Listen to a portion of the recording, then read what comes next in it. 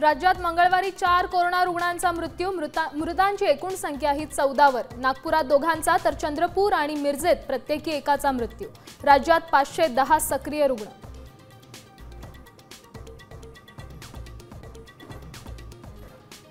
राज्यभरातल्या दिग्गज कंपन्यांकडून नोकर कपातीचं सत्र सुरूच। वॉल्ट डिझनीने शेकडो कर्मचाऱ्यांना काढलं। मायक्रोसॉफ्टमधूनही पुन्हा 300 कर्मचाऱ्यांना नारळ।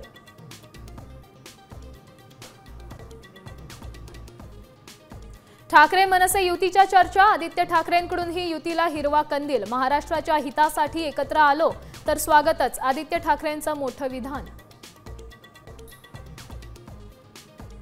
18 वर्षांची विराट प्रतीक्षा संपली। पंजाबचा पराभव करत आरसीबी आयपीएलची नवीन चॅम्पियन श्रेयस अय्यरचं स्वप्न पुन्हा भंगलं।